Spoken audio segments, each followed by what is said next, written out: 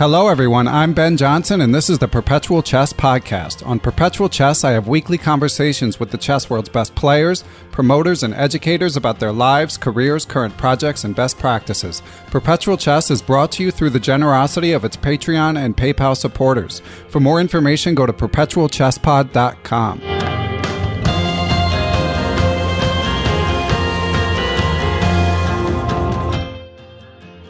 Hey everyone, welcome back to Perpetual Chess. We have another great guest this week, another sort of jack of all trades from the chess world. Our guest today is a USCF National Master. He's also a founder of a successful scholastic chess program in the Seattle, Washington area. And he also does some training. He is live from Batumi, training the Ugandan women's chess team as we speak, or coaching them, I should say. And he's also just published a chess book called The Pawn's Journey. So we've got a lot to talk about, and I want to thank our guest for joining us. Thank you, Elliott Neff. Thank you, Ben. It's a pleasure to be on, and greetings from Batumi, where the opposite side of the world, 11 hours difference from where I'm normally in Seattle, Washington. Yeah, all the way across the world. And you've got to give us the lowdown because I've been babbling about the Olympiad for months, as regular listeners have heard. It's my favorite tournament as a fan, and I would love to get there someday. I've been checking out the vlogs that Maurice Ashley has been posting, and of course reading various recaps and sweating the games on my phone when I can. So what's it like to be there, Elliott? Thanks for asking. This is my first Olympiad where I've actually come in person and really just donating some time to support Phiona Mutesi and some of her teammates as possible. And to be here in person, it's rather interesting because the way the playing hall is set up, you're really up in the bleachers overlooking the top boards. And then once you get down past the first, I think it's 30 or 40 boards, the rest of the players are in a different building that has no spectator access. So it's quite interesting, too, because of the security that they have. You have to check in. You have to check your cell phone. No photos, no cameras, no cell phones, no electronics of any kind. They'll even take some people's watches to ensure that there's as little as possible chance of any cheating going on. So it's quite fascinating to see these top players, Caruana and the others on the U.S. men's team and the women's team. It's an exciting year with U.S. trying to defend their gold from a couple years ago, and the women's team was in clear first just last round.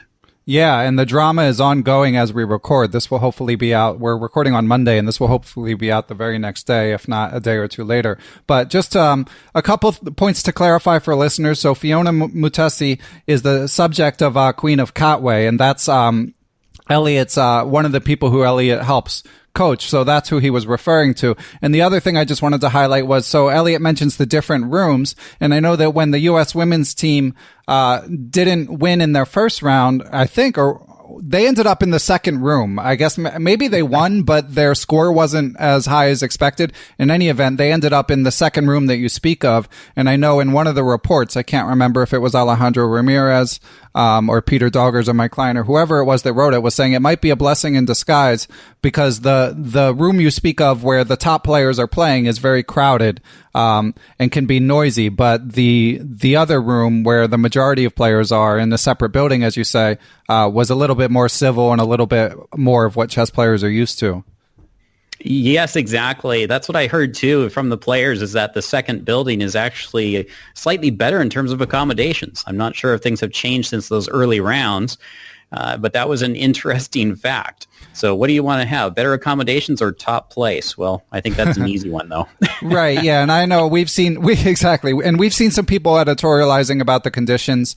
Listeners know I'm not in the tank for FIDE. I'm willing to call them out. But to me, from my perspective, sitting across the world, like to pull off an event of this scale with this many players, of course, there's going to be some minor hiccups, but it seems like overall they're doing a good job, and the event is going well.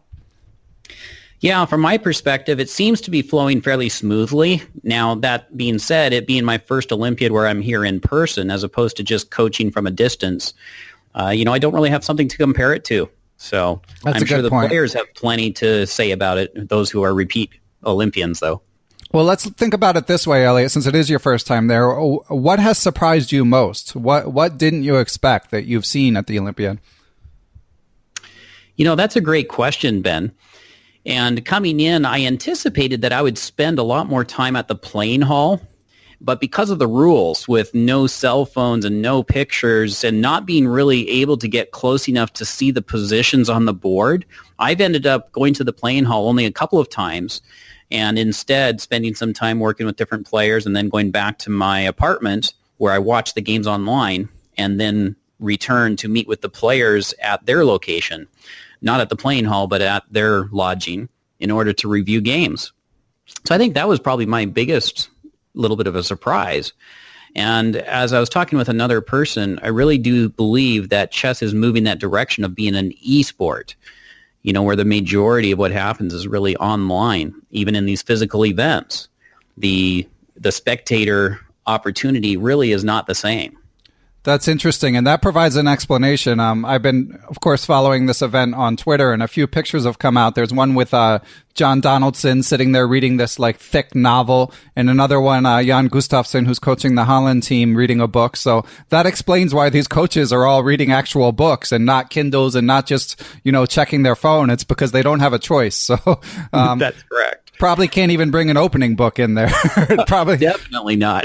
Probably has to be not chess related, but yeah. So that's interesting about an esport as well. I mean, that's something that, of course, Chess.com's team, Danny Wrench, and everyone else have been pushing hard with the Pro Chess League being pretty successful. But it's interesting that even in the flesh events, they might have to sort of sequester the players. I hope that can be avoided to some extent, but I get where you're coming from. I mean, these darn computers are so good at chess.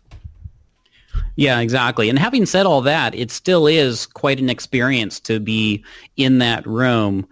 I was there at the start of one of the rounds where Nona Gaprindashvili, who was the women's world champion, and she's from the country of Georgia right here, where she played the opening move on the top women's board. And to just be in that room with some of these top players from all the different countries is quite an interesting experience. Plus, I went to the Bermuda party briefly with a couple of others. And, to be able to rub shoulders with MVL and some of the other players, it is quite a fascinating experience. I'd love to face some of them over the board someday, but at least getting an opportunity to be up close and personal is fun. Yeah, I'm always trying to coax stories from the Bermuda party out of guests we have who are Olympiad regulars. But it seems mostly what happens at the Bermuda party stays there. at least if the attendants are lucky. Yeah, there you go. It was pretty well attended. It was really loud, though, so, not to put the party down at all, but myself and a couple of others who were trying to have a conversation decided that rather than using sign language, we might as well move next door where it's a little quieter so we could converse. Oh, okay. So, yeah, it took the party elsewhere. I didn't. So do you know sign language? No, that was a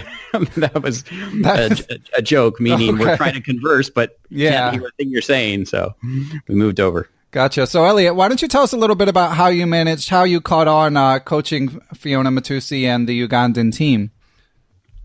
Yeah, thank you. So, Phiona Mutesi, the background to that story is I heard about the book when it came out in, I think it was around 2013 when I heard about the story. And a friend of mine had called me up and told me about it, and I read the book and was just really fascinated by what was happening in Uganda with Robert Katende and the initiative there.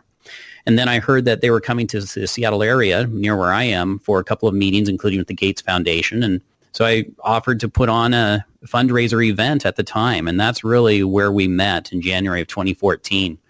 Met Robert Katende and Phiona, and we ran a tournament, raised some funds to support the mission there. And while they were visiting, Robert asked if I would be willing to help Phiona prepare for the World Olympiad. And that's really where it started. So the Olympiad in 2014, I spent some months helping Phiona prepare using Skype in order to connect and do it long distance, and helped her prepare for that Olympiad. And then we stayed as friends. Later on, of course, the movie was coming out in 2016 when I also supported them and actually traveled to Uganda to help prepare her for the Olympiad, as well as the women's team in Uganda.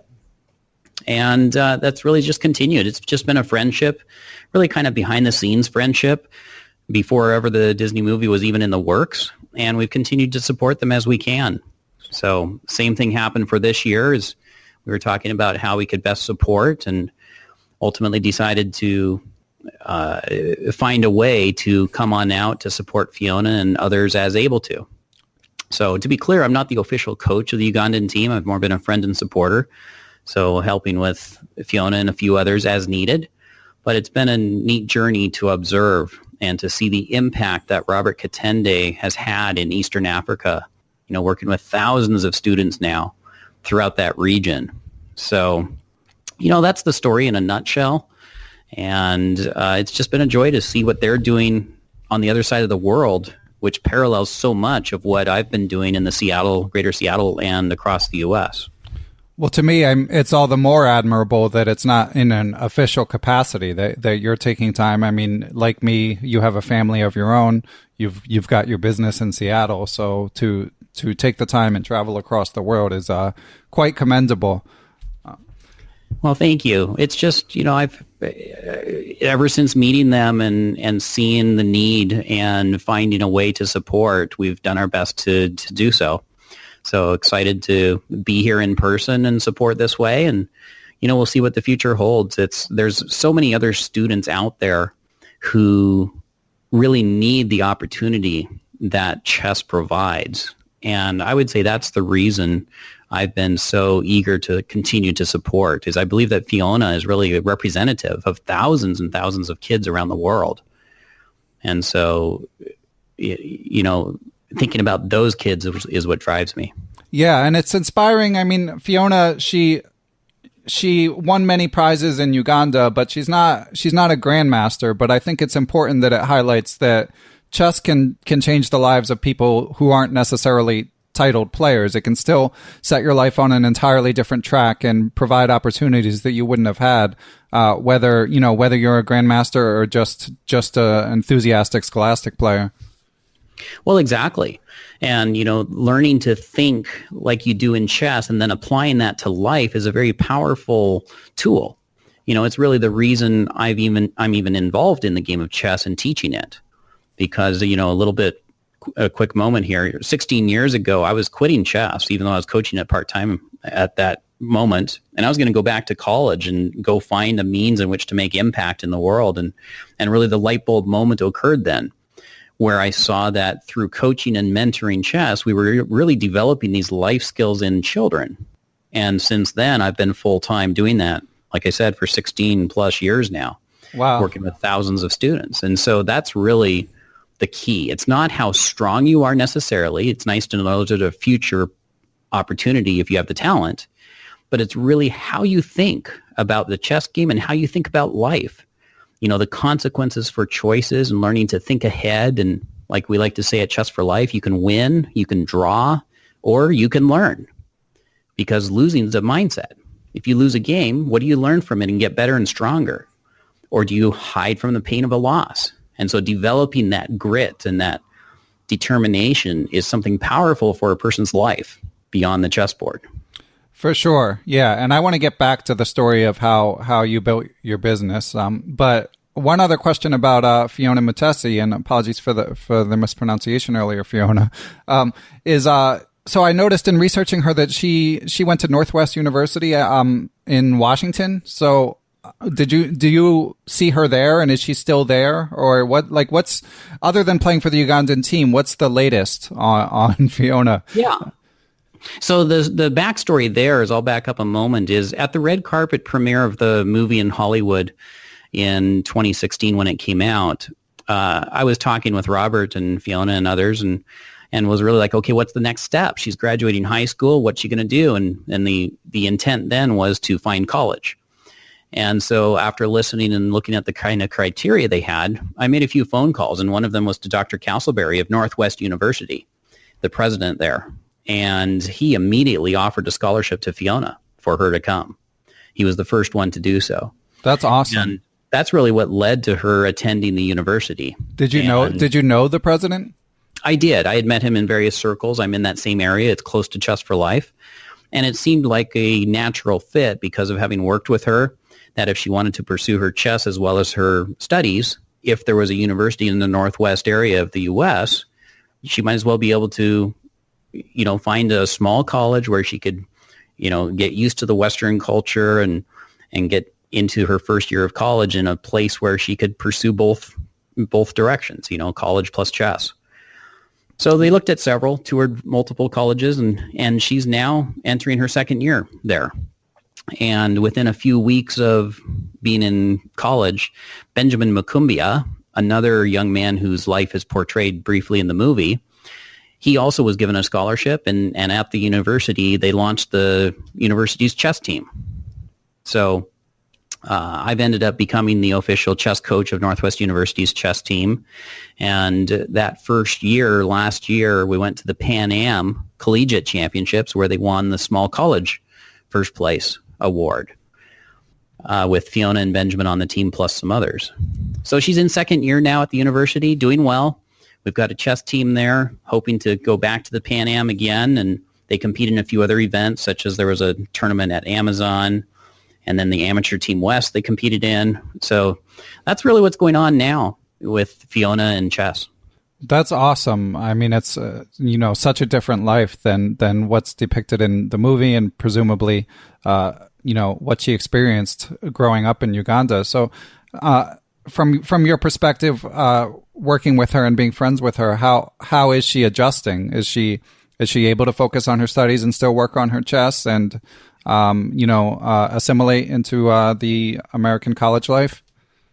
I would say she's adjusted extremely well into the college life. First year you're always figuring things out, especially when you're coming from a different culture. And year two, she's very solid. I would say that she's got such a heavy load in college that there's not much time left for pursuing chess, sadly. Right. Well, in a sense, I feel like that's how it should be. I mean, all due respect to chess, but if you're able to use it as a vehicle to further your education, and you're probably not going to be a professional level chess player, pursue it when you can. And it's still an awesome hobby. And, teaching chess is a potential career, but while you're there, make use of the academic resources that are available to you. Totally. And I would 100% agree with that, because Fiona's future, even though chess was the means that opened doors in many ways, is now she has a platform and an opportunity. So she's developing that opportunity by pursuing her studies as rapidly as possible. So I'm fully supportive of that, and fitting chess in where she can is a great thing. So we'll see where it leads. Yeah, and just to give listeners a little more context, Elliott is about 2,300 USCF. And what are the ratings of the Ugandan women's team? So Phiona is playing board one for the Ugandan women's team at this Olympiad. And then boards 2, 3, 4, and 5, because they have, well, not board 5. There's 5 players, though, because they rest one every round, 4 players on the team. Gloria is playing board 4 right now, and she's ranked about 1,400 and something. Shakira's similar. So, the ratings are really below 1,700 at this point. So it's not like they're coming into the Olympiad going, okay, are we going to land top 10 or something? But it is a great thing to come in going, where are we ranked versus all the other teams, and what can we do to score higher than our ranking?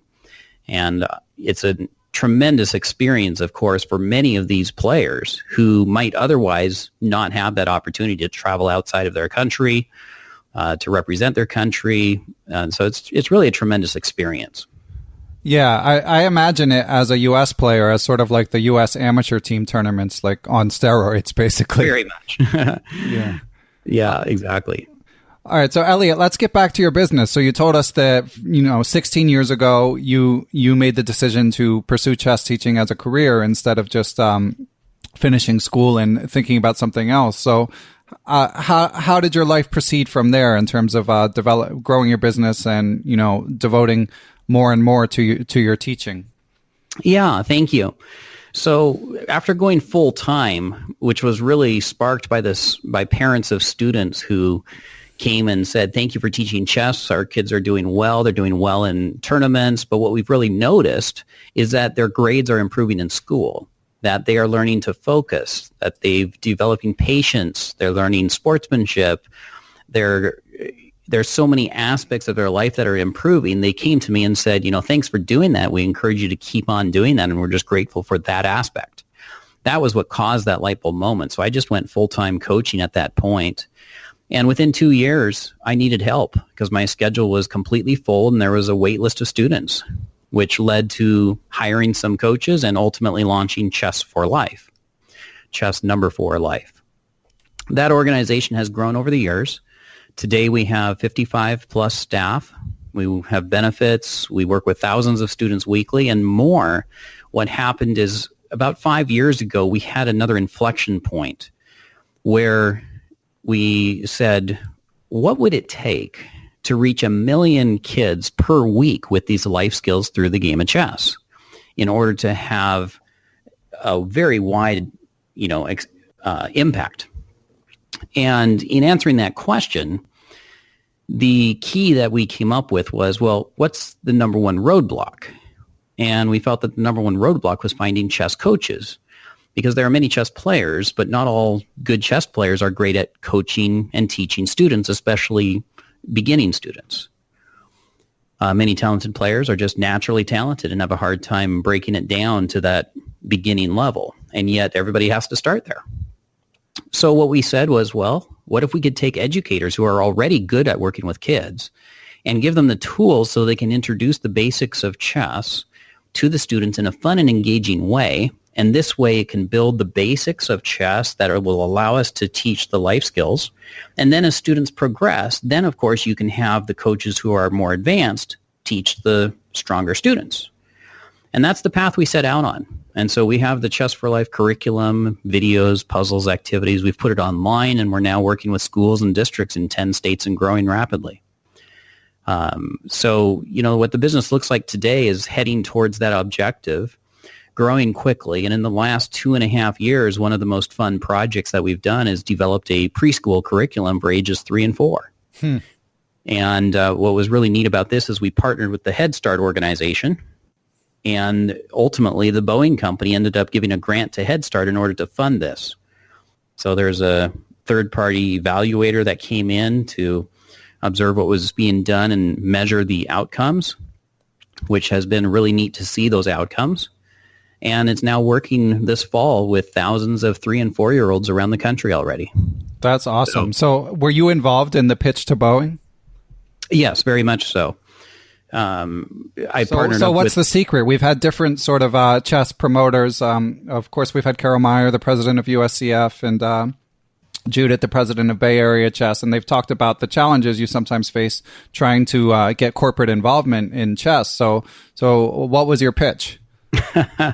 Well, in this case, Head Start is the organization that put in the grant. I partnered with Head Start in order to put the wording together and the data. And I think the key was that we went into it already having proven it. Because when we had the idea up front, I had met the director of Head Start in Washington State, and I heard about the statistics on low-income, at-risk youth who arrive at kindergarten without the skills they need to succeed. And I felt there's something we can do here through the game of chess, because I've seen this work in elementary school. I figured we could do something there.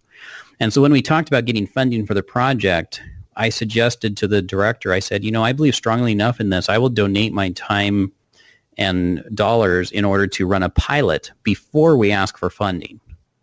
And that's what we did. We ran a pilot for the first year, totally funded by us with time, with all the resources. And the outcomes of that were significant enough that we were then able to take that pilot and bring that into the grant request. So we had some proof, or at least anecdotal Yeah, evidence. I was going to ask, how do you measure the outcomes? So what we are seeking to do with the preschool project is not create good chess players. What we're seeking to do is to build the skills that allow students to have those early math, social, emotional, cognitive, literacy, and executive functioning skills that they need, so when they enter kindergarten, they will score well on the testing that is done to evaluate this and be really ready to achieve. And so the measurements have to do with those standards that are utilized in the state. For example, a state standard for kindergarten in early math is simply being able to count to 20 by the time they enter kindergarten. And on that scale, much as it, students who come from a well-to-do background typically will have no challenge here. But students who come from homeless or at-risk background we have seen have tremendous challenge with even counting, even writing their own name, holding a book right side up, right? All these different elements. And now when they start playing the game of chess, using the point value of the pieces, as they play fun activities, they're learning to count. They're learning to compare. They're learning to go, wait, 2 rooks, each is 5 points. I've got 10 points. That is a stretch for a 3 and 4-year-old who comes from this background. And so those are the areas that are measured in the evaluation that was done, as well as simply the anecdotal reporting that came as well. So hopefully that's not TMI there, but it's been a pretty exciting project to see the outcome from using the concepts of the game of chess to build those early skills. And ultimately, those students are very likely going to be able to play a whole chess game.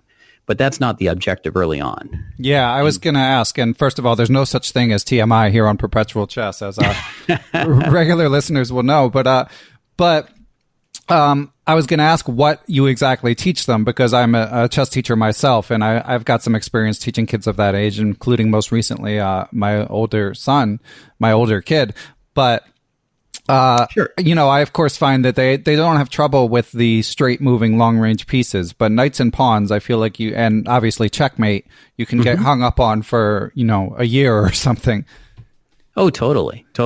And one of the key elements here is that during our pilot, what we did is we took the Chess for Life curriculum used in elementary school, and when we gave it to the teachers who are preschool teachers, and we trained them on how to deliver it. But what we found was that it was too much work for those teachers to translate a curriculum design for elementary kids and try to apply it in preschool. So that during that first year, what we did on this end is I sat down and rewrote the curriculum, and we rewrote it for preschool. And then what we did is we partnered up with some experts in the field of early learning who helped map all of the objectives in chess directly to those state standards, and we built a curriculum that teachers could then implement. And on top of that, one of the key unique abilities of Chess for Life is our ability to train the trainer. So the key to all of this is that we have developed the training structure that allows us to go in and train dozens, if not hundreds of teachers at a time, most of whom have zero or very little background in chess. And within a very short period of time, a matter of hours, we're able to take them from intimidation by the game of chess to confidence in their ability to deliver the game of chess concepts to build the preschoolers' abilities. And so that's really been you could say the secret to the success of that program is the teachers are the heroes. They're the ones who are delivering it. 90% of the teachers we work with, 95%, knew nothing about chess, and after the training are eager to implement. Yeah, and I'm going to guess as a training mission, that's probably easier than, I think you may have alluded to this earlier, than finding pre-existing, reasonably strong chess players and teaching them how to manage kids and, how to effectively communicate chess ideas. Totally. And, there's a great need for those advanced teachers as well. But what's fascinating is by doing this, the advanced chess players who are teaching are typically more energized by teaching more advanced students anyway. So what this does is it allows the teachers who didn't have a background in chess to be confident and deliver the basics. And then the advanced teachers pick up where the students progress. Makes sense. So what about what about the development of the business? So of course you started out a strong chess player and a chess teacher. So at some point you must have found yourself needing to figure out business. So, how do you grow to 55 employees and, what did you do to learn along the way, how to scale what you were doing? Thank you.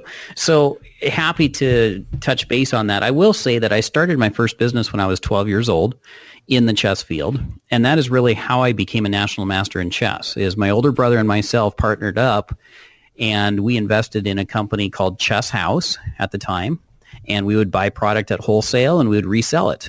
And what I would do is I would read all the chess books before I resold them, and that's how I funded my own chess education. I'm pretty much a self-taught national master, rarely had any coaching outside of my own studies.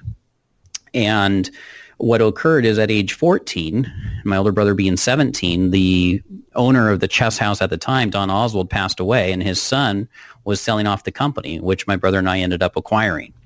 So we moved Chess House from Kansas out to Washington State and relaunched that mail order company. And fast forward there, today my younger brother owns and runs that company, chesshouse.com, and has multiple employees there. But that's where I got some of my foundation of experience in running business. And then I had a few other entrepreneurial ideas over the years that I worked on. But in Chess for Life, that was really the key. So 16 years ago launched, first few years, just a few employees. And then you go through these inflection points where as you grow, the complexity gets to a point where you need to have management because you no longer have the ability to work one-on-one with all the team members. And similar to how I became a national master through self-study, reading tons of books, I've read over 100 chess books as part of my study. I was a voracious reader when it came to business books. And when I would hear about different books or different courses, I would take them. I've continued to maintain that habit till today. So I'm regularly reading and learning and growing, seeking anywhere I can to improve my knowledge and skills. Why? Because I don't want to be the constraint in the business. I don't want to be the one who holds the vision back. So over the years, we grew to develop some corporate structure. We built some management structure for different regions, and then ultimately we transitioned to our current model, where we have 4 physical centers plus a corporate office. We've got a leadership structure in place. The day-to-day operations is pretty well handled by the team that we have. We've got an incredible team that does a great job managing the thousands of students that come to us on a weekly basis. So my focus now is really upon the vision and how to move it forward towards that goal of creating tremendous impact through 1 million plus kids a week, developing those life skills. So not sure if that totally answers your question, but no, it does. And that's a bit of the story there. Cool. And listeners, we'll get to chess improvement, and I'll be hitting Elliott up for chess, for his favorite chess books. But first, at least for my own personal interest, what business resources and business books have resonated the most with you, or affected the things you do the most? There's a good number of books that have been tremendously impactful at the very different times over the years, because your business is at different places at different times. So it's just like in a chess game, right? You're not going to use the same tactic all the time. It depends upon the position. And so some of the ones that just stand out over the years, I would say in the last 5 years, some of the most impactful has been partnering up with the Strategic Coach organization founded by Dan Sullivan. And just some tremendous insights have come from that organization, which I continue to participate with. I pay for coaching with them, read their books regularly. There's a tremendous number of mindset tools is the way I would describe it. Change your thinking is what's most of the time necessary in order to change the results. And then other books, Rockefeller Habits was a good one. Just trying to think of which ones. Outliers was insightful. If you come to my office someday, you'll see probably 200 books that have been utilized or reread or planning still to read. It's a huge part of what I do. Yeah, well, it's interesting that you highlight getting help from outside in terms of your business growth, because Adam Weisbarth, who founded Silver Knights in the D.C. area, another large-scale chess organization, also mentioned that he'd gotten consulting for the business itself. So for listeners, whatever you do, I think it's a valuable lesson, whether you're a chess teacher or you work outside the business world. I mean, it underscores the importance of finding experts to help you with what you're doing. Well, absolutely. I think it's very similar to like one of the 10 life skills that we teach. We call it Better Together. And that's that recognition that one piece alone has its own unique abilities, but playing by itself is not likely to win a game. You need the differing pieces and the differing powers that they have. So in business and in life, you need to bring together different people's strengths in order to form a great team. And if you think you can do it all on your own and you've got all the answers, well, I think everyone should be able to know that's not likely to succeed. So, Elliott, it sounds for sure like you're a pretty busy guy. So, what inspired you to take on even more and write a chess book? So you're referring to A Pawn's Journey, Yes. which is just releasing right now. Ebook and audiobook just came out. Well, the interesting fact behind this is I really did not like to write when I was a kid in school. That was my least favorite subject of all. I would never have imagined myself writing a book. But what I found is over the years, people kept asking me, saying, so what do you mean when you say life skills through chess? And every time they would ask me that, I found myself telling stories of students whose lives had really been transformed through the game and through mentorship and through experiences in playing in tournaments. And when that occurred, eventually I went, I think there needs to be a book written so that people can understand what is meant by these life skills through chess. And that was the germination of the idea.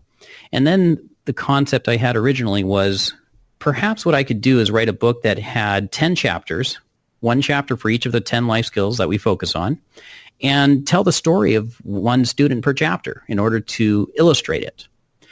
And that was the original concept behind it. Yet in working with a publisher, we worked through the different elements, and last year sat down and talked it through. And ultimately, I decided it was worth writing a novel style of book where we incorporate many stories of students as raw material with things changed, but really into this novel so that people who don't play chess at all can totally grasp the concept of what's going on. And that was really the inspiration behind A Pawn's Journey, to bring to life what we mean when we say life skills through chess. And I think, the reception so far has been pretty good with the ebook and audiobook in light of what our objective was. So we're pretty excited for what's going to happen when the physical book hits the market. Yeah, and for listeners, it's coming out basically right now. October 9th is the official date, and it's on pre-order already. And the ebook and audiobook shot right up to bestseller status in the chess category when we launched them. And we'll see what happens with the physical book as well. Okay, and the story tracks a high school girl named April, and I was just curious when reading it. So how did you come up with the character? Is it a composite? Is it based on one of your students? So April is the fictitious main character in the book. The stories of how her life is transformed represent many of the students that I've worked with over the years. And so April is really, yes, a composite, ultimately, of one whose life is transformed in each of these different areas. And so no one specifically references to April, and then another main character, Gabe. But yeah, that's the background behind it. And did you have an audience in mind when you were writing this? I did. So in writing this book, I really had in mind the parents, the educators, and really those who care about children and educational impact. So I even wrote it with in mind that some middle school, high school students would likely end up reading the book. And so those were the audiences I primarily focused on, a lot of moms of students, educators, parents, and so on, and wrote it for them. And so I had a couple of people in mind as I wrote the book in order to ensure that that was the focus. And it has been well received by some of those people who reviewed it early on. Cool. And how long has it taken you to write this? As we said, you've got a lot going on. So how did you carve out the time? Well, yeah, that was something, because life is very busy indeed with my own children now, ages 8 and down to 8 months. How many do you have, Elliott? I've got 6 kids. Wow. Youngest is 8 months. And the older 3 play in tournaments already. We don't push them into it, but they just enjoy to do it. And one of my beliefs is that society and we generally put ceilings upon kids that don't need to be there. When we set kids up for failure in many cases by saying, oh, you're ahead of the average or the norm, or you're behind, or this. Why? Every child's unique. Why not instead celebrate the progress that they make and their unique abilities? And so I digress a little bit here, but that's a bit of the mindset that we have, and really the success mindset that comes out in the book. For example, I tell the story of the Oliver. And this kid, name's changed from real life, but this kid was a student for years, and he had one unique characteristic, and that was he had the ability to lose every single game he played. No matter how good his position, he found a way to lose, not even tie the game, always lose. I remember seeing one of his games where his opponent had only a rook left, and he had a queen, and he had multiple pawns, and he had pieces, and sure enough, he managed to get himself back ranked checkmated. And this happened for over 2 years, and I was expecting he would quit at some point, but he didn't, and it was as if nothing I could do would break through until one day he played in a tournament. And the very last round of this tournament, he got a stalemate. He got a draw. That draw, he walked out of there because he had not lost the game. He walked out, and you would have thought by his walk that he had won the whole tournament. And here's the key, though. The very next week, he won 3 games out of 5 and qualified for our state championships in Washington State. The very next week. You see, because what happened is the switch turned in his head. He went from this can't-do attitude, where if you think you can't, you're always right, to the can-do attitude, where if you think you can, you're probably right. And so that's one of the mindsets we talk about, and one of the shifts that we see happen when students realize that, wait, I can do this. And so that's what we mean when we talk about mindsets. And that's just one example of how kids' lives can be transformed that way. You know, that kid went on to the state championships, so scored 3 out of 5 at state that same year. And all of this, not by adding chess knowledge, but by simply switching what his mindset was. Okay, and you're not getting away, Elliott, with escaping the writing process question, although... Oh, I'm sorry. So, yes, back to that. I got so caught up with... No, it's a compelling story, and I mean, it's awesome, and I've seen that as well with students, but... There you go. Back to the writing.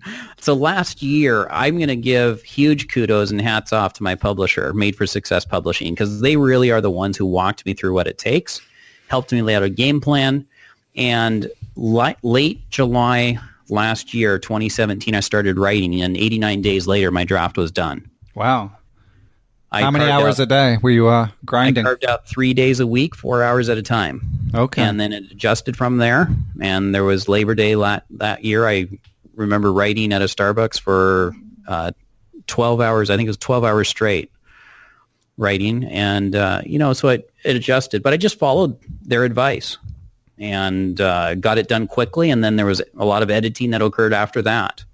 But it got done in a short period of time, and I'm really glad I did, because I don't think I would have had the time after.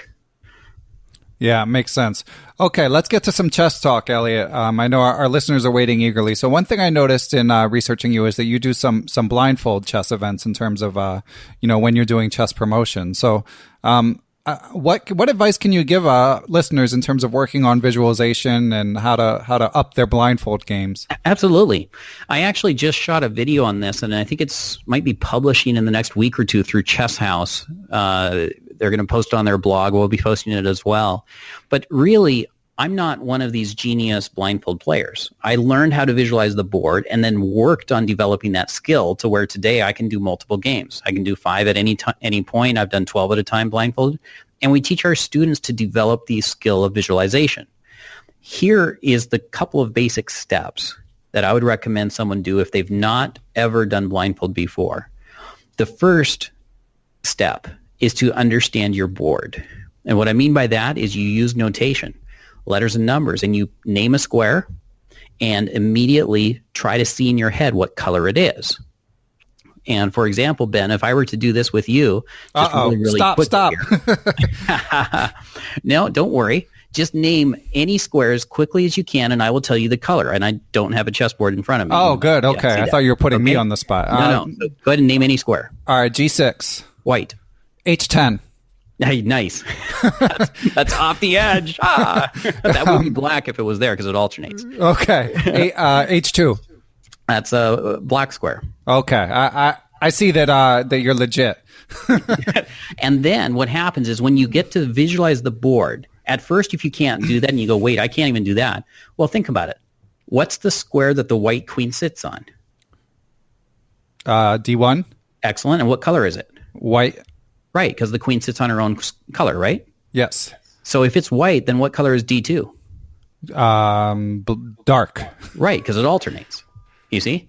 So there is a way to figure it out, and with practice, you'll start to be able to figure it out faster and faster.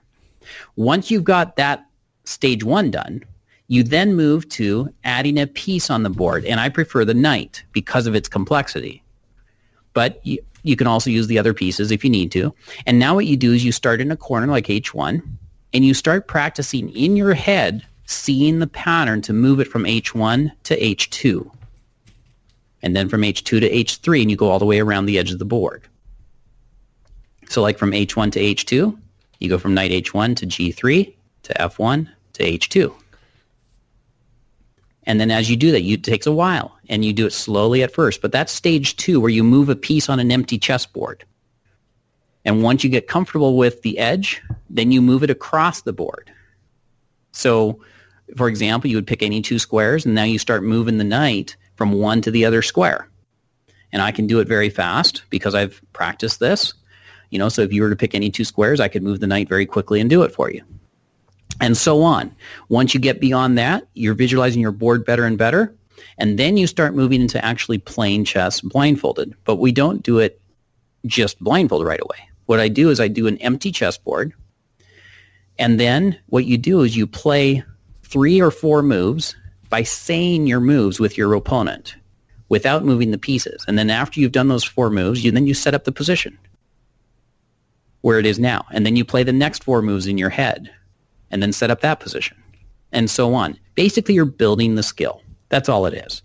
And I'm making this short because I don't want to take too much time on this call, but this is something that we teach.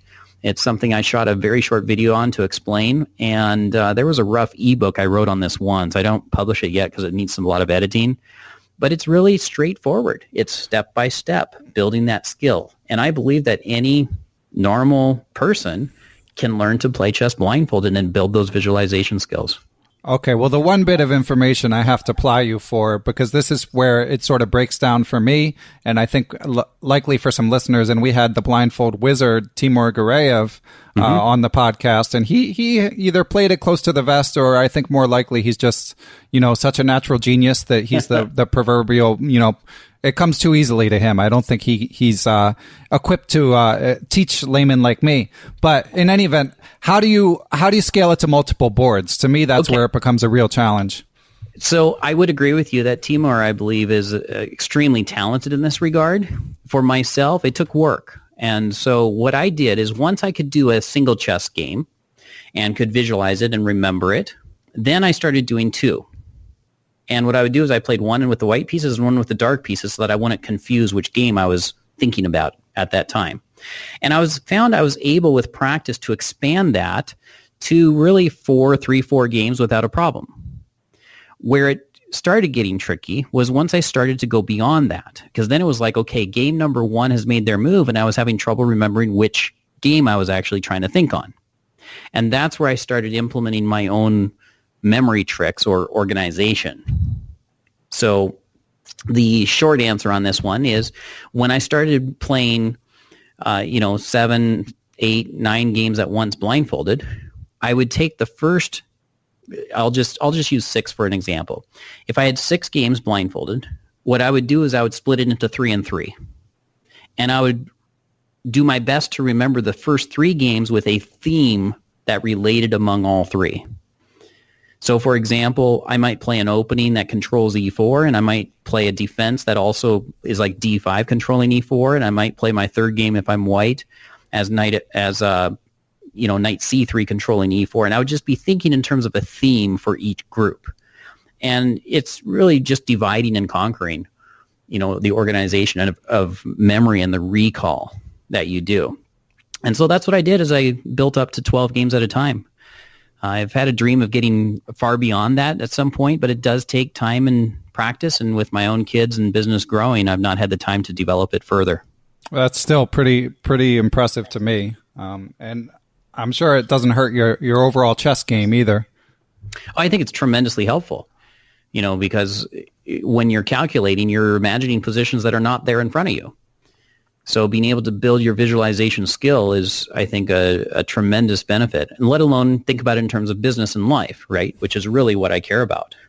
If you can build that ability to visualize, then visualize your future in business, visualize where you're headed, and then figure out how to get there.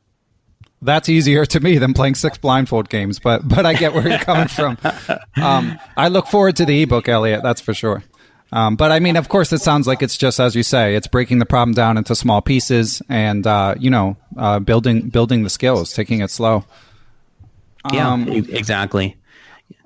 Okay, so Elliott, I know that you're joining us from the Olympiad, and before we started recording, you were sweating the Ugandan women's team's results. So I don't want to keep you too much longer, but we can't let you out of here without a little bit of chess improvement advice and a few chess book recommendations. So what do you have for us? So let's see. For books to improve.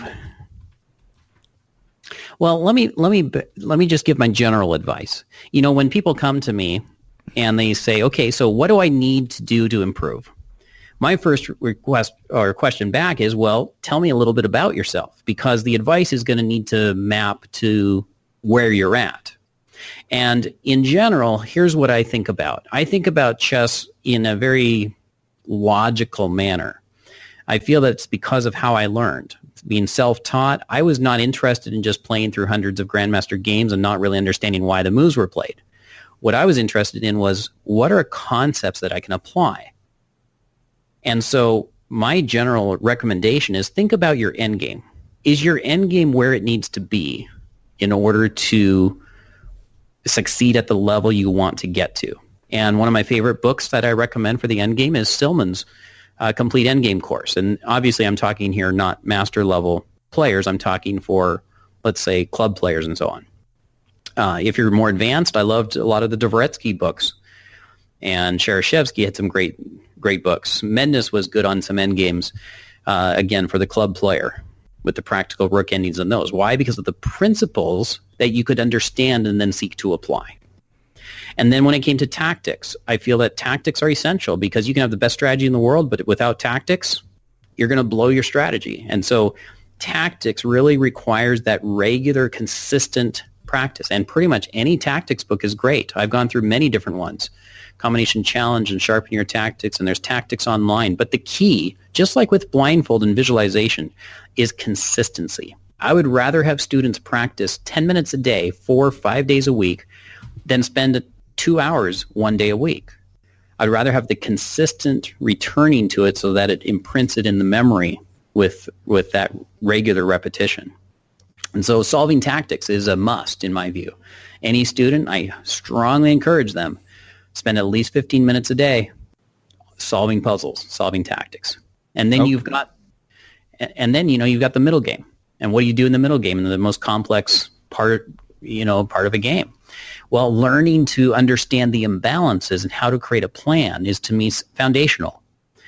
And where I differ from some coaches in terms of the opening, many times students want to build solid openings quickly. My view is, let's not memorize openings at all. Let's understand chess positions. And when you understand chess positions, you're going to play good openings. Now, I'm not saying ignore openings completely. The way I recommend learning the openings is play a game in a tournament, review the game afterwards, and then analyze that opening in light of what you played versus what others and grandmasters play.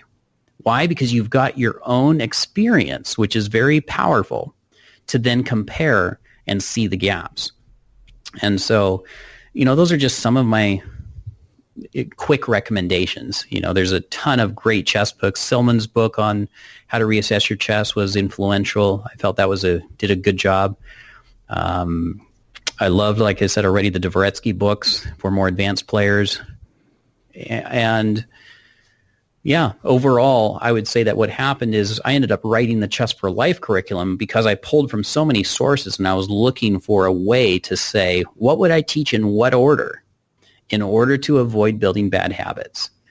And that's why I ended up writing the Chess for Life curriculum. And of course, there's tons of great books out there that can support each of these areas.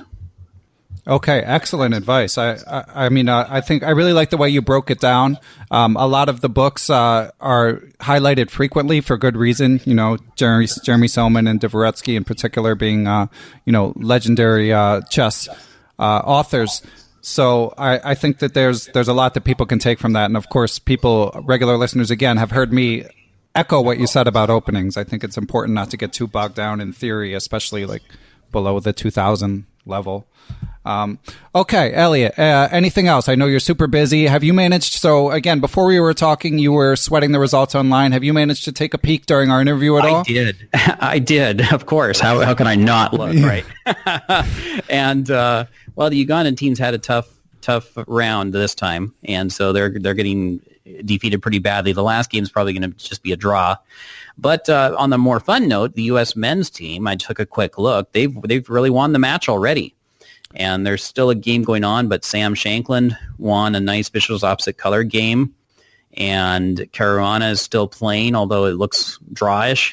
Hikaru drew his game, and Wesley So won his already. So U.S. is still rolling forward very nicely. Excellent. Good to hear. And yeah, the best part is yet to come. So enjoy the rest of your time there, Elliott. Thanks for beaming in. It's nice to get a little report of from Batumi. Well, it's been a pleasure to be on with you, Ben. Thanks so much for having me as a guest, and I will be enjoying, I hope, the rest of the Olympiad here and helping the team, because at the end of the day, it's not about winning every game, but it's about that mindset of win, draw, or learn in order to continually improve, always improve. Okay, and one last thing, Elliott, before you go, if people would like to reach you or reach out to your organization, what's the best way to track you down?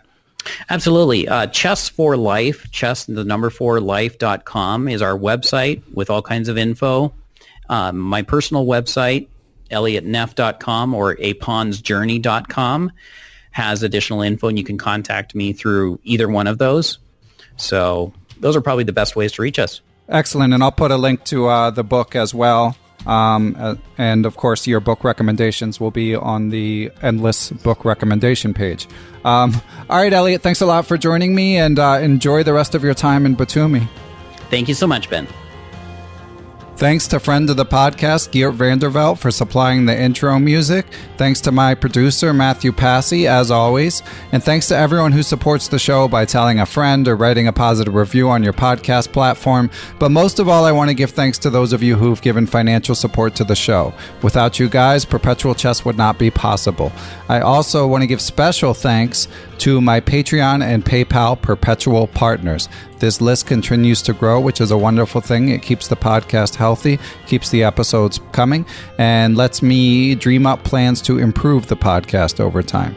So special thanks go out to Adam Ralph, Adam Vrancouge, Adrian Gutierrez, Alex Pejas, Ali Morchetti, Andre Crisdois, Brian Mullis, Carl Labons, I am Carlos Perdomo, Chad Hilton, Chad Oliver, Chris Flanagan, Chris Wainscott, Chris Chabris, Christopher Wood, I am Christoph Silicki, Coach J's Chess Academy, Dan O'Hanlon, Daniel Ginsberg, Daniel Lucas, Daniel Naylor, Daniel Schaefer, Daniel Vinay, Dwayne Edmonds, Ethan Smith, I am Elect, Donnie Ariel, Frank Tortoris, Gary Andrews, Gary Lewis, I am Greg Shahadi, Harish Srinivasan, GM Yaka Bagard of Quality Chess Publishing, James Bonastia, Jason Woolham, Jennifer Valens, Jeffrey Martello, John Fernandez, John Hartman, John Jernigan, WGM Jen Shahadi, Jens Green, Jerry Wells, John Thompson, Johnny McMenamin, WGM Katerina Nemkova, Kelly Palmer, I am Kostya Kovrutsky, Krishna Gopalakrishnan, Laura Boyavsky, Lek